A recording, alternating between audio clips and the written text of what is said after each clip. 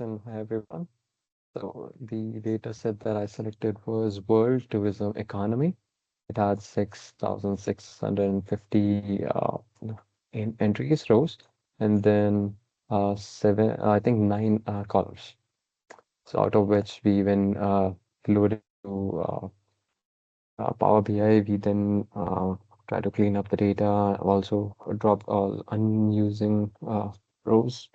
I think I dropped one row out of the ones we had, and then I also dropped all the entries which had uh, most of the usable columns as null.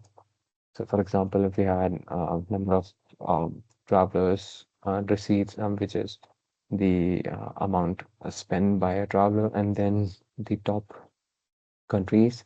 So if all of these columns were null, then I just discarded that. So coming on to and then we also uh, not use the null values as well in terms of visualization.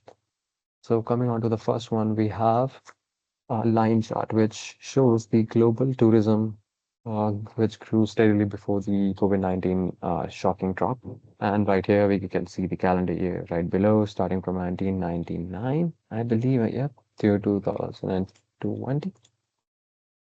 It shows the international tourist arrivals, which is number of tourists arrived throughout the world.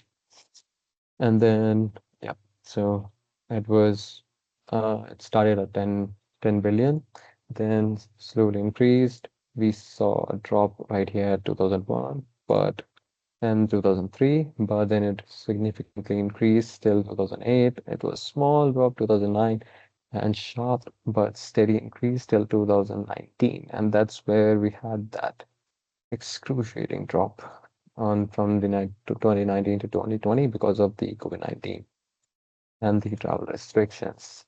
So, coming on to the next visual we have is a bar chart which shows the spending comparison between the Canadian and global leaders in tourism.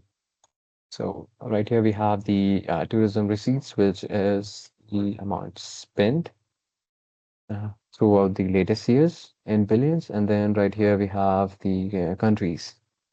Actually, we have seven countries, but it's only showing five because two of the countries does not have any data. All the data we have shows null for everything that we used. Because of it, so we had to cut that out. Because as we know, ethical practices, we can't create synthetic data, right? Yes. Right here we have United States with 84 billion, so, then Germany for 58, France 36, Australia 26, and then Canada 20.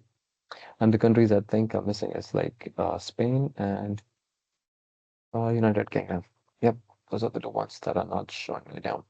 Anyways, coming on to the third visual we have is average spend or average amount of money spent per tourist in USD. Right here we have a small little legend which shows the receipts per arrival, which is number of no, amount of money spent by per tourist.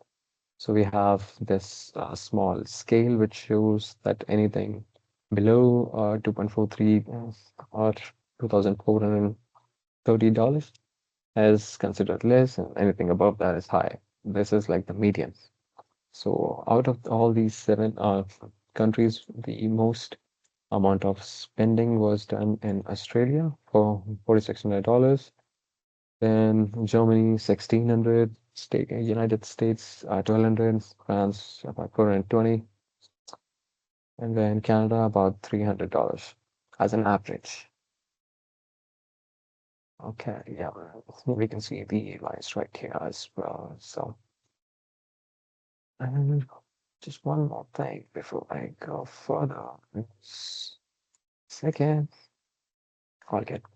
So coming on to the next visual, we have the multi-line chart, which shows the yearly tourist arrival in the selected seven countries.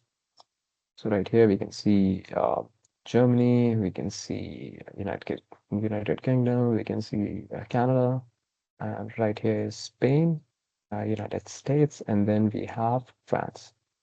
So out of all these, as we just saw in the previous visual as well, that France was number one in tourism, and I think we'll see this in the next visual as well. And the States is very up and down throughout the early 90s, early 2000s. It was very low and then dropping, dipping, then sharp increase, and then it was very unstable, still going on, and then sudden drop in 2019. Actually, every single one of them has a significant drop. And right here we can see for Canada, we don't have any data after 2019, well, that is for 2020, because it was null. So that's why we don't have any line after that. And then coming on to the final visual we have is the tree map. So right here we can see the total tourist arrival for these top 7 countries. So just total number of tourists within these 7 countries, how it is divided throughout them amongst them. So right here, as we just saw in the previous one, the France is at number one.